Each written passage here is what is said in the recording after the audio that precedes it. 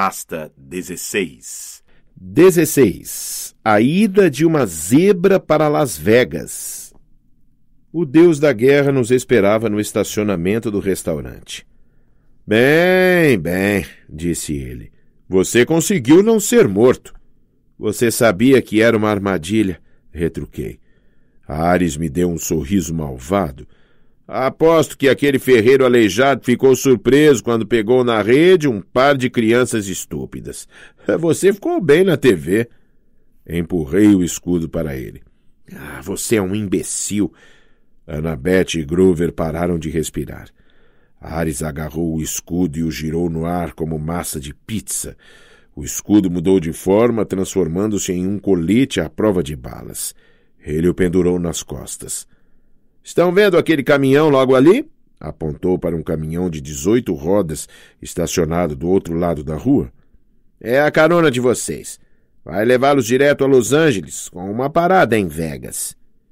O caminhão tinha uma placa na parte de trás que eu só pude ler porque estava pintada ao contrário, em branco sobre preto, uma boa combinação para a dislexia.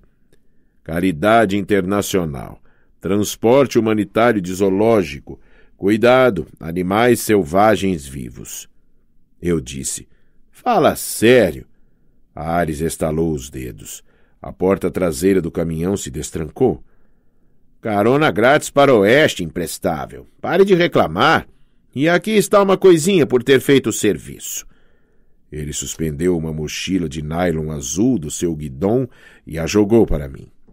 Dentro havia roupas limpas para todos nós, $20 em dinheiro, uma bolsa cheia de dracmas de ouro e uma embalagem de biscoito Oreo recheado.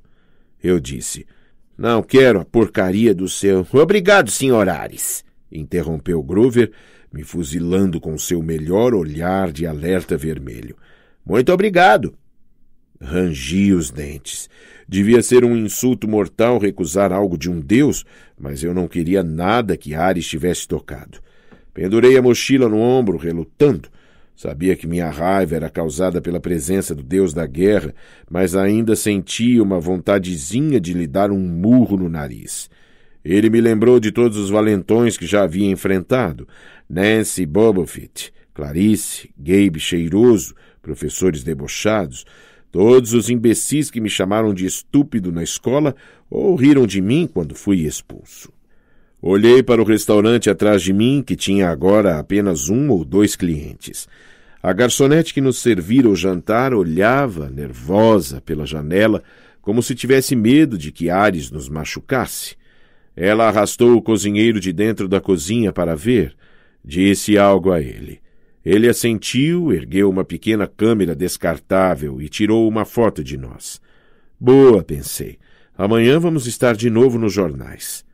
Imaginei a manchete. Criminoso de 12 anos espanca motociclista indefeso. Você me deve mais uma coisa, disse a Ares, tentando manter o volume de minha voz. Você me prometeu informações sobre minha mãe. Tem certeza de que é capaz de suportar a notícia? Ele deu a partida no pedal da moto. Ela não está morta. O chão pareceu girar embaixo de mim. O que quer dizer? Quero dizer que ela foi levada pelo Minotauro antes de morrer. Foi transformada em uma chuva de ouro, certo? Isso é metamorfose, não morte. Ela está sendo mantida presa. Presa? Por quê? Você precisa estudar guerra, coisinha imprestável. Reféns. Você prende alguém para controlar outro alguém?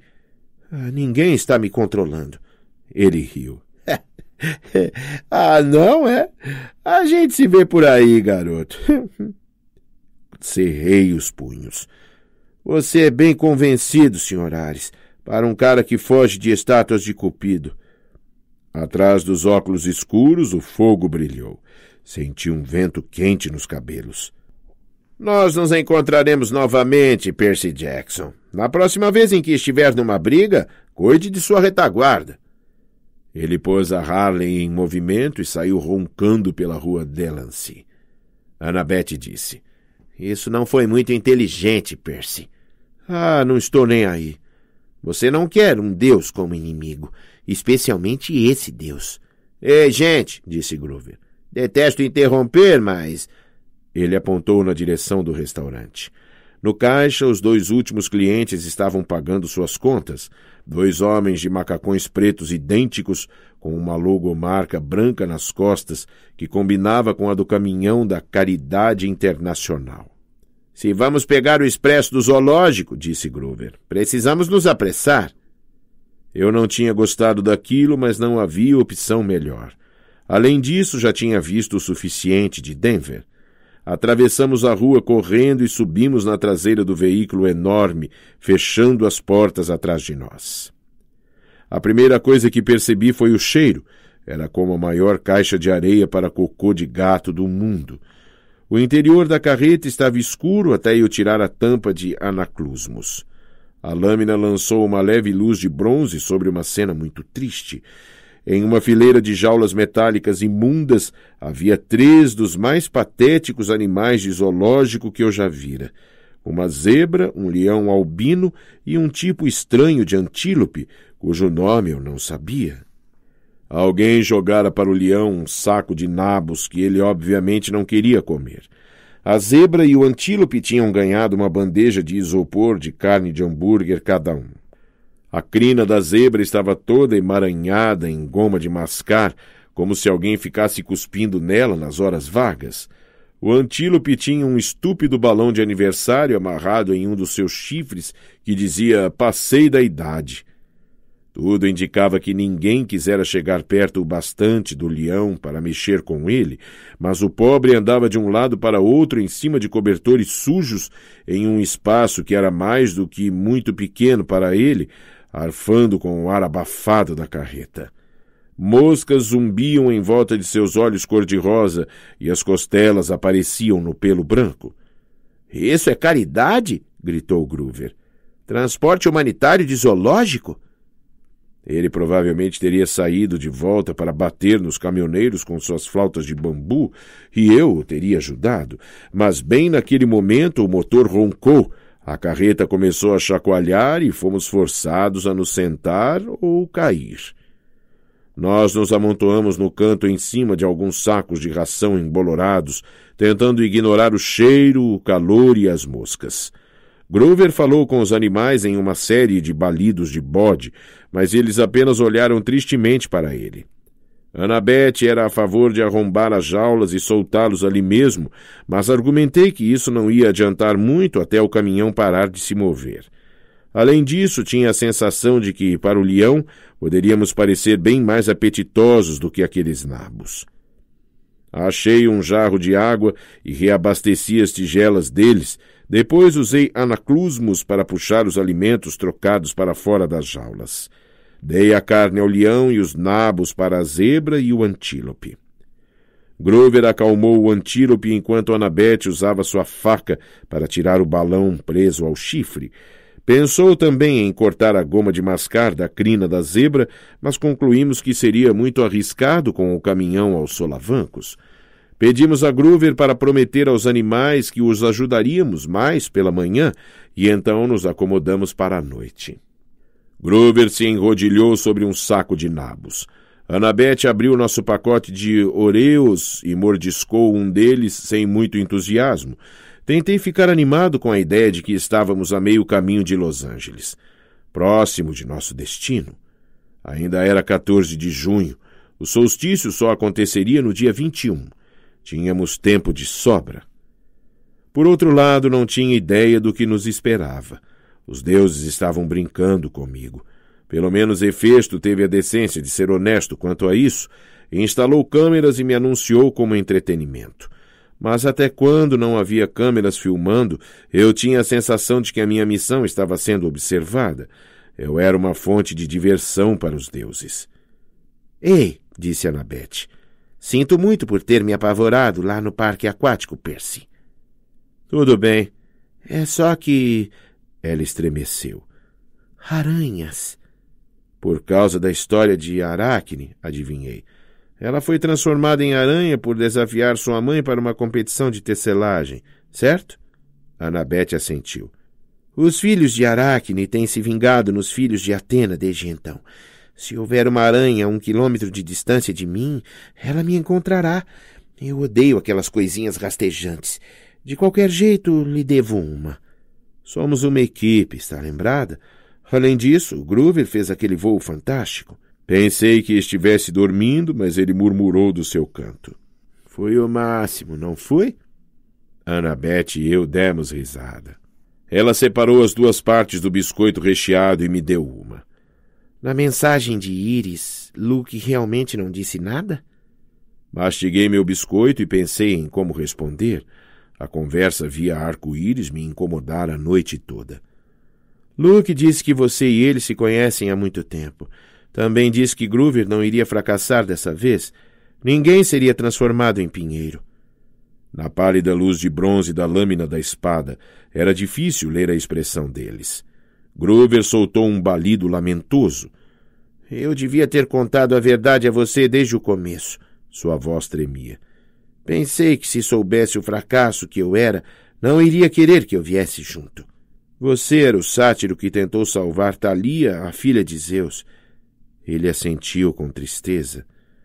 E os outros 2 meios-sangues que Thalia protegeu, os que chegaram ao acampamento em segurança... Olhei para Annabeth. Eram você e Luke, não é? Ela pôs seu biscoito de lado, intocado. Como você disse, Percy, uma meio-sangue de 7 anos de idade não teria chegado muito longe sozinha. A Athena me guiou até a ajuda. Thalia tinha 12 anos, Luke 14. Os 2 haviam fugido de casa, como eu. Ficaram contentes em me levar com eles. Eram fantásticos combatentes de monstros, mesmo sem treino.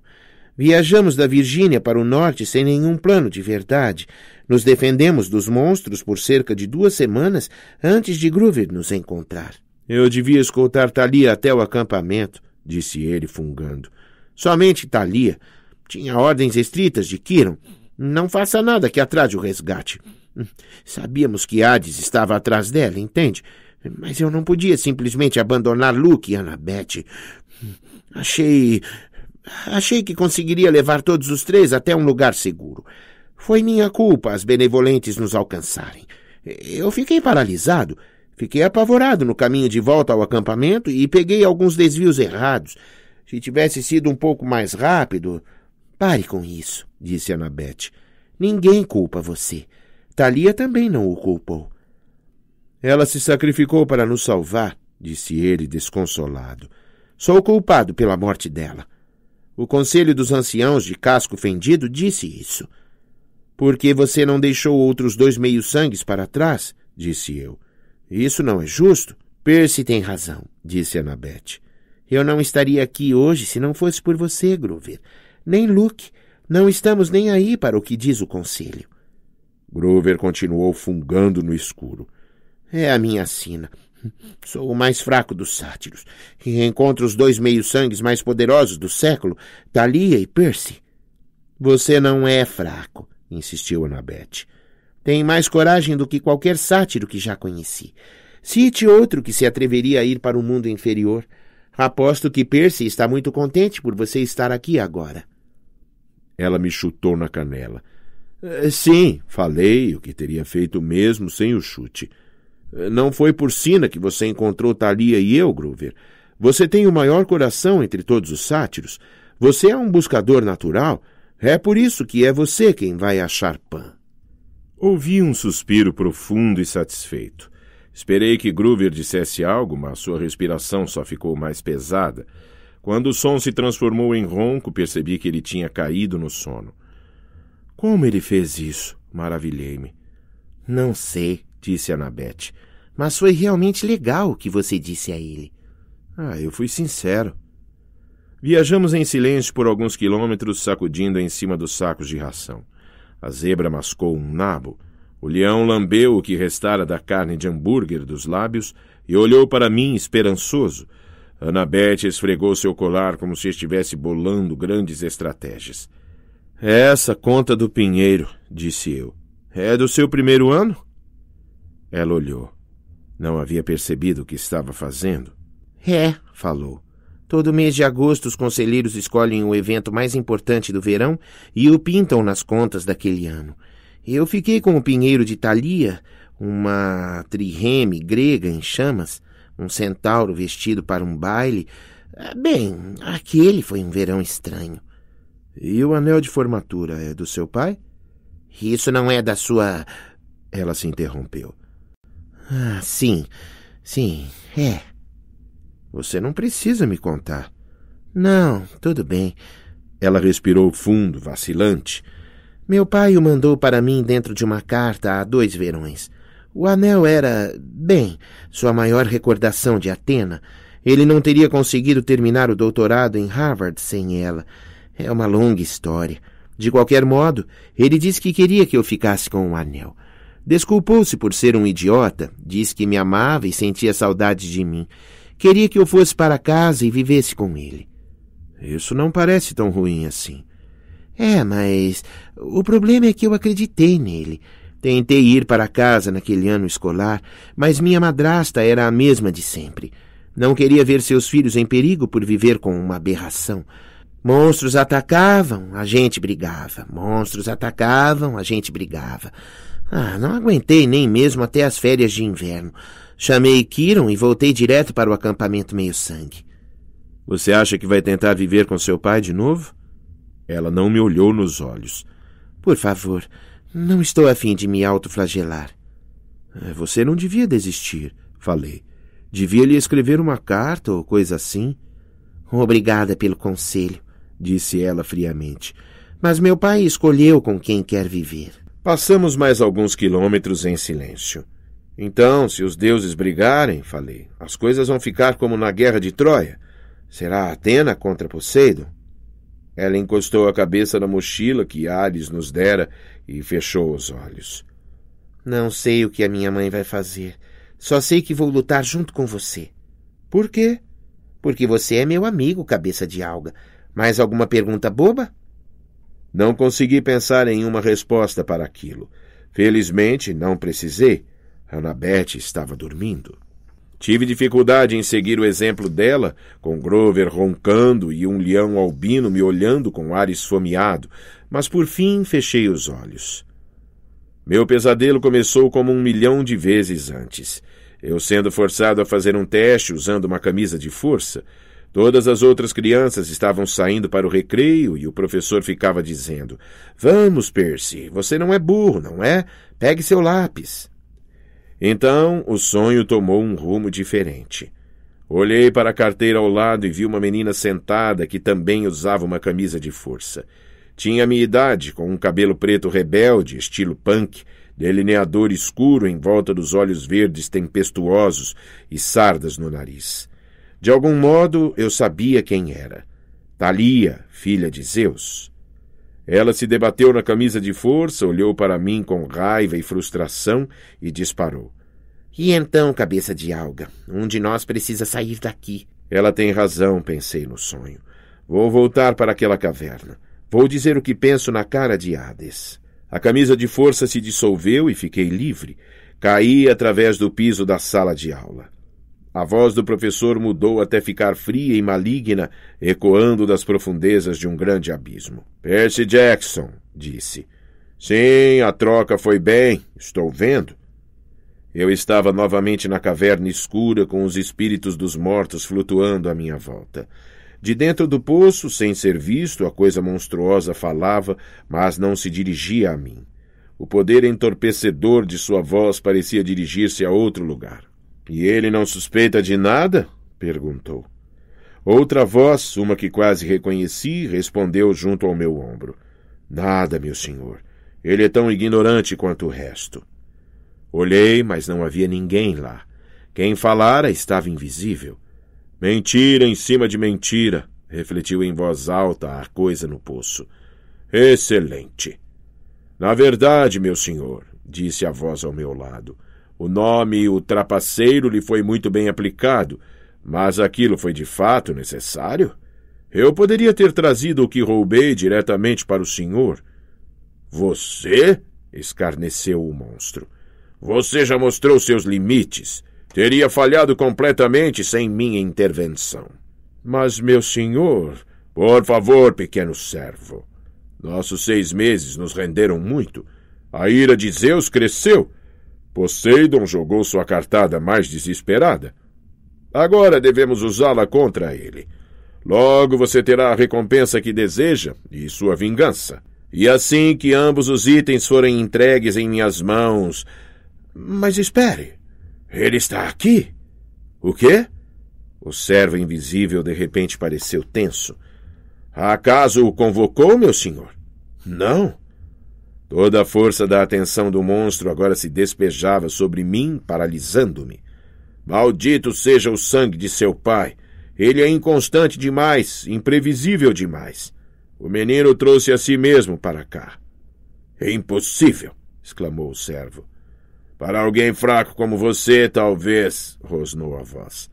Depois sua força gélida se voltou de novo para mim. Então, você quer sonhar com sua missão, meio-sangue? Pois vou atendê-lo. O cenário mudou. Eu estava numa vasta sala com um trono com paredes de mármore negro e piso de bronze. O horripilante trono vazio era feito de ossos humanos fundidos. Postada ao pé do degrau estava minha mãe, uma estátua de luz dourada tremeluzente, os braços estendidos. Tentei avançar em sua direção, mas minhas pernas não se moviam. Estendi a mão para ela apenas para perceber que minhas mãos haviam murchado até os ossos. Esqueletos sorridentes de armadura grega se juntavam ao meu redor, vestindo-me com mantos de seda, coroando-me com louros que fumegavam com veneno da quimera, queimando-me o couro cabeludo. A voz maligna começou a rir. Vivas ao herói conquistador! Acordei assustado. Grover sacudia meu ombro. O caminhão parou, disse ele. Achamos que eles vêm checar os animais. Escondam-se, Annabeth falou baixinho. Para ela foi fácil. Pôs na cabeça seu boné mágico e desapareceu. Grover e eu tivemos de mergulhar atrás dos sacos de ração e torcer para parecermos dois nabos. As portas da carreta se abriram com um rangido. A luz e o calor do sol entraram. Cara, disse um dos caminhoneiros, abanando a mão na frente do nariz feio. Queria estar transportando eletrodomésticos. Ele trepou para dentro e despejou um pouco d'água nas vasilhas dos animais. Com calor, garotão? Perguntou ao leão e então esvaziou o resto do balde direto na cara do animal. O leão rugiu de indignação. Certo, disse o homem. Ao meu lado, embaixo dos sacos de nabos, Grover se retesou. Para um herbívoro amante da paz, ele parecia absolutamente sanguinário. O caminhoneiro jogou um saco meio esmagado de McLanche feliz para o antílope e arreganhou um sorriso para a zebra. Tudo em cima, Lestradona. Ao menos nos livraremos de você nesta parada. Gosta de shows de mágica? Vai adorar este. Vão serrar você no meio. A zebra, com os olhos arregalados de medo, olhou diretamente para mim.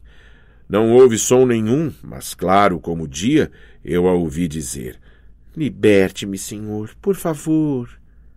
Fiquei perplexo demais para reagir. Houve um forte toque-toque-toque na lateral da carreta. O caminhoneiro que estava dentro conosco gritou: O que você quer, Ed? Uma voz do lado de fora, deve ter sido a de Ed, gritou de volta: Maurice, o que você disse? Por que está batendo? Toque, toque, toque. De fora, Ed gritou: E quem é que está batendo? O nosso cara, Maurice, revirou os olhos e voltou para fora, xingando Ed por ser tão idiota. Um segundo depois, Annabeth apareceu ao meu lado. Devia ser ele quem fez as batidas para tirar Maurice da carreta. Ela disse: Esse negócio de transporte não deve ser legal. Mentira? Disse Grover. Ele fez uma pausa como se estivesse escutando. O leão diz que esses caras são contrabandistas de animais. É verdade, disse a voz da zebra dentro da minha cabeça. Temos de libertá-los, disse Grover. Ele e Annabeth olharam para mim, esperando o meu comando. Eu tinha ouvido a zebra falar, mas não o leão. Por quê? Talvez fosse mais uma deficiência de aprendizado. Será que eu só podia entender zebras? Então pensei: cavalos. O que Annabeth dissera sobre Poseidon criar cavalos? Uma zebra seria próxima o bastante de um cavalo? Será que era por isso que eu podia entendê-la? A zebra disse: Abra minha jaula, senhor, por favor. Ficarei bem depois disso. Do lado de fora, Ed e Maurício ainda estavam gritando um com o outro, mas eu sabia que eles entrariam a qualquer minuto para atormentar os animais. Agarrei contra a corrente e cortei com um golpe a tranca da gaiola da zebra. A zebra disparou para fora, virou-se para mim e inclinou a cabeça. Obrigada, senhor. Grover ergueu as mãos e disse algo a ela em sua fala de bode, como uma bênção. No momento em que Maurício enfiava a cabeça para verificar que barulho era aquele lá dentro, a zebra saltou por cima dele para a rua. Houve berros, gritos e carros buzinando. Corremos para as portas da carreta a tempo de ver a zebra galopando por uma larga avenida ladeada por hotéis, cassinos e letreiros de neon. Tínhamos acabado de soltar uma zebra em Las Vegas. Maurício e Ed correram atrás dela, com alguns policiais correndo atrás deles e gritando: Ei, vocês precisam de permissão para isso! Agora seria um bom momento para dar o fora, disse Annabeth. Primeiro os outros animais, disse Grover. Cortei as trancas com minha espada. Grover ergueu as mãos e falou a mesma bênção de bode que usara para a zebra. Boa sorte, disse aos animais. O antílope e o leão dispararam para fora das jaulas e foram juntos para as ruas. Alguns turistas gritaram. A maioria recuou e tirou fotos, provavelmente pensando que se tratasse de algum tipo de show de um dos cassinos. Os animais vão ficar bem? Perguntei a Grover. Quer dizer, o deserto e tudo... Não se preocupe, disse ele. E eu lhes dei uma bênção de sátiro. O que quer dizer isso? Quer dizer que chegarão à floresta em segurança, disse ele. Encontrarão água, comida, sombra e o que mais precisarem, até acharem um lugar seguro para viver. Por que você não pode fazer uma oração dessas para nós? Perguntei. Só funciona com animais. Então só iria afetar Percy, ponderou Annabeth. Ei, protestei. Brincadeirinha, disse ela. Venha, vamos sair desse caminhão imundo. Cambaleamos para fora, para a tarde do deserto. Fazia 43 graus, fácil, e devíamos estar parecendo vagabundos fritos, mas todos estavam interessados demais nos animais selvagens para prestar muita atenção em nós. Passamos pelo Monte Carlo e pela MGM. Passamos por pirâmides, por um navio pirata e pela Estátua da Liberdade, que era uma réplica bem pequena, mas ainda assim me deixou com saudades de casa. Não sabia muito bem o que estávamos procurando. Talvez apenas um lugar para fugir do calor por alguns minutos, achar um sanduíche e um copo de limonada, bolar um novo plano para chegar ao oeste. Provavelmente entramos numa rua errada, pois chegamos em um beco sem saída, em frente ao hotel e cassino Lotus. A entrada era uma enorme flor de neon, as pétalas acendendo e piscando. Ninguém entrava nem saía, mas as reluzentes portas cromadas estavam abertas, espalhando ar-condicionado com cheiro de flores, flor de lótus, quem sabe. Eu nunca cheirara uma, por isso não tinha certeza. O porteiro sorriu para nós. Ei, crianças, vocês parecem cansados. Querem entrar e sentar? Tinha aprendido a ser desconfiado, mais ou menos na última semana. Imaginava que qualquer um poderia ser um monstro ou um deus. Não dava para saber, mas aquele cara era normal. Era só olhar. Além disso, fiquei tão aliviado de ouvir alguém que parecia simpático que assenti e disse que adoraríamos entrar. Dentro demos uma olhada em volta e Grover disse: Uau! O saguão inteiro era uma sala de jogos gigante. E não estou falando de joguinhos vagabundos como o velho Pac-Man ou os caça-níqueis. Havia um toboágua serpenteando em volta do elevador de vidro que subia pelo menos 40 andares. Havia uma parede de escalada ao lado de um edifício e uma ponte interna para bungee jumping. Trajes de realidade virtual com pistolas laser que funcionavam e centenas de videogames, cada qual do tamanho de uma TV widescreen. Basicamente, o que você disser, o lugar tinha. Havia algumas outras crianças jogando, mas não muitas. Não havia espera para nenhum dos jogos. Garçonetes e lanchonetes estavam por toda parte, servindo todo tipo de comida que se possa imaginar. Ei, disse um mensageiro. Pelo menos achei que fosse um mensageiro. Usava uma camisa havaiana branca e amarela com desenhos de Lotus, short e sandálias de dedo. Bem-vindos ao Cassino Lotus. Aqui está a chave do seu quarto. Eu gaguejei. Não, disse ele rindo. A conta já foi paga. Sem taxas extras, sem gorjetas. Vocês só precisam subir para o último andar, quarto 4001. Se precisarem de alguma coisa, como mais espuma para a banheira quente, ou alvos para tiro ao prato, ou o que for, é só ligar para a recepção. Aqui estão seus cartões Grana Lotus. Eles funcionam nos restaurantes e em todos os jogos e brinquedos. Ele entregou a cada um de nós um cartão de crédito de plástico verde. Eu sabia que devia haver algum engano. Obviamente ele pensava que éramos crianças milionárias, mas peguei o cartão e disse: Quanto tem aqui? Ele juntou as sobrancelhas. O que quer dizer? Quero dizer quanto temos de crédito. Ele riu. É uma piada. Legal, viu? Aproveitem sua estada. Subimos de elevador e conferimos nosso quarto. Era uma suíte com 3 dormitórios separados e um bar cheio de doces, refrigerantes e salgadinhos. Uma linha direta para o serviço de quarto. Toalhas fofas e camas d'água com travesseiros de penas. Uma televisão enorme com satélite e internet banda larga. A varanda tinha sua própria banheira quente e, de fato, uma máquina de lançar pratos e uma espingarda. Dava para lançar pombos de louça sobre a paisagem de Las Vegas e acertá-los com a espingarda. Não entendi como aquilo podia ser permitido, mas achei muito legal. A vista para a Vegas Boulevard e o deserto era maravilhosa, muito embora eu duvidasse que teríamos tempo para admirar a paisagem com um quarto como aquele. Ah, deuses, disse Annabeth. Esse lugar é maravilhoso, disse Grover. Super maravilhoso. Havia roupas no armário e cabiam em mim. Franzi a testa, achando um pouco estranho. Joguei a mochila de Ares na lata de lixo. Não precisaria mais daquilo. Quando fôssemos embora, poderia comprar uma nova na loja do hotel. Tomei um banho, o que foi uma sensação ótima depois de uma semana de viagem suja. Troquei de roupa, comi um saco de salgadinhos, bebi 3 cocas e não me sentia tão bem havia muito tempo. Bem no fundo da cabeça, um probleminha me incomodava. Eu tivera um sonho ou coisa assim. Precisava falar com meus amigos, mas certamente aquilo podia esperar. Saí do quarto e vi que Annabeth e Grover também tinham tomado banho e trocado de roupa.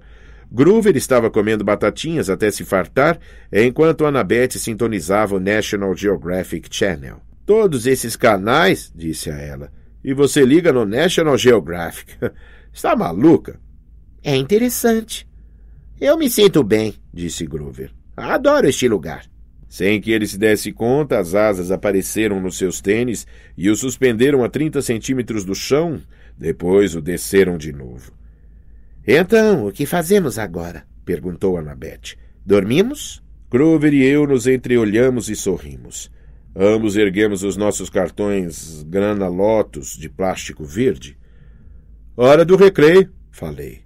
Não conseguia me lembrar da última vez em que me divertira tanto. Eu vinha de uma família relativamente pobre. Para nós, esbanjar era comer fora no Burger King e alugar um vídeo. Um hotel 5 estrelas em Vegas? Nem pensar. Pulei de bungee jump no saguão 5 ou 6 vezes. Andei no toboágua. Fiz snowboard na rampa de neve artificial. Joguei laser tag e atirador de elite do FBI em realidade virtual. Vi Grover algumas vezes indo de jogo em jogo. Ele tinha gostado mesmo daquela coisa do caçador às avessas, em que os servos saem e atiram contra os caipiras. Vi Annabeth jogando trívia e outros jogos de cabeçudos. Havia um sim enorme em 3D, no qual você podia construir sua própria cidade e realmente ver os edifícios holográficos subirem no tabuleiro. Não dei muita importância para esse, mas Annabeth adorou. Não sei muito bem quando percebi que algo estava errado. Provavelmente foi quando reparei no cara que estava em pé ao meu lado no jogo dos atiradores de elite virtuais. Tinha cerca de 13 anos, eu acho, mas suas roupas eram esquisitas. Achei que fosse filho de algum dublê do Elvis Presley. Usava jeans boca de sino e uma camiseta vermelha com enfeites pretos, e o cabelo era cacheado e cheio de gel, como o de uma garota de New Jersey em noite de reunião de ex-alunos. Brincamos juntos no jogo de atiradores e ele disse: "Joinha, bicho. Estou aqui há 2 semanas e os jogos estão cada vez melhores." Joinha, bicho? Mais tarde, enquanto conversávamos, eu disse que alguma coisa era irada, e ele me olhou meio surpreso, como se nunca tivesse ouvido a palavra ser usada daquele jeito antes. Disse que seu nome era Darren, mas assim que comecei a fazer perguntas, ele se aborreceu e fez menção de voltar para a tela do computador. Eu disse: "Ei, Darren." "O quê?" "Em que ano estamos?" Ele franziu a testa para mim. "No jogo?" "Não, na vida real." Ele precisou pensar. 1977. "Não," falei, começando a ficar um pouco assustado. De verdade. "Ei, bicho, vibrações ruins. Estou no meio de um jogo." Depois disso, ele me ignorou totalmente. Comecei a falar com as pessoas e descobri que não era fácil. Elas estavam grudadas na tela da TV, ou no videogame, ou na comida, ou no que fosse. Achei um cara que me disse que era 1985. Outro cara me disse que era 1993. Todos alegavam não estar ali há muito tempo, alguns dias, algumas semanas no máximo. Realmente não sabiam, nem se importavam com isso. Então me ocorreu. Havia quanto tempo eu estava ali? Pareciam apenas algumas horas, mas seriam mesmo? Tentei lembrar por que estávamos ali. Íamos para Los Angeles. Deveríamos encontrar a entrada para o mundo inferior. Minha mãe... Por um momento apavorante, tive dificuldade de lembrar o nome dela.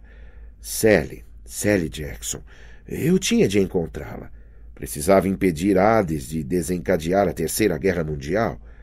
Achei Annabeth ainda construindo sua cidade. "Vamos," disse a ela. "Precisamos sair daqui." Nenhuma resposta. Eu a sacudi. "Annabeth?" Ela ergueu os olhos, aborrecida. "O quê?" "Escute, o mundo inferior, a nossa missão." "Ora, vamos, Percy.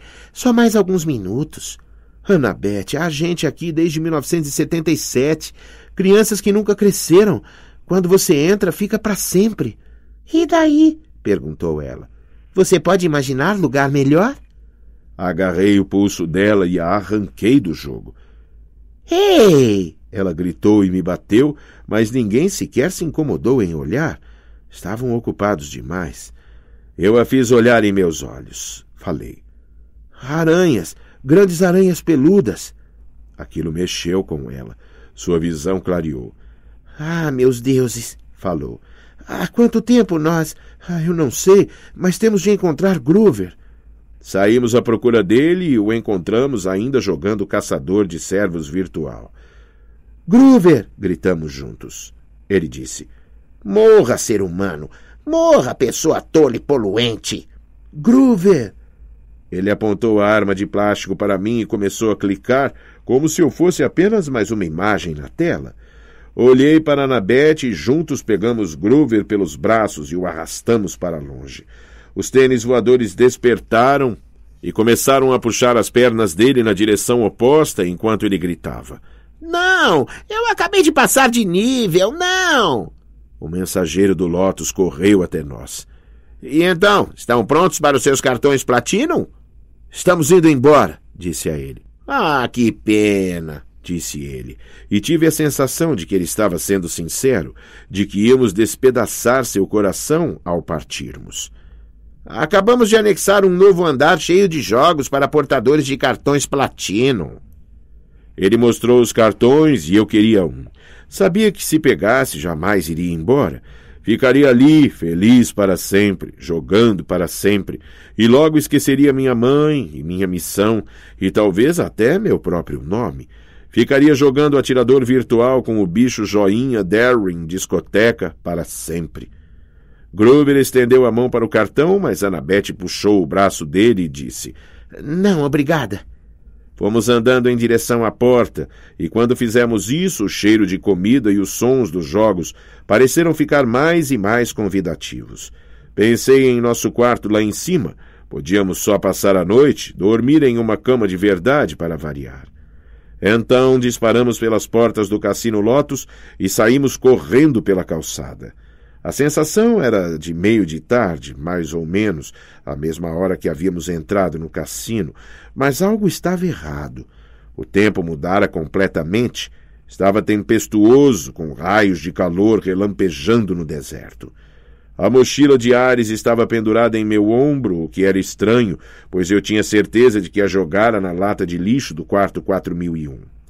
Mas naquele momento eu tinha outros problemas com que me preocupar. Corri para o jornal mais próximo e li o ano primeiro. Graças aos deuses, era o mesmo ano de quando entramos. Então reparei na data, 20 de junho. Tínhamos ficado no Cassino Lotus por 5 dias. Restava-nos só um dia até o solstício de verão, um dia para completar nossa missão.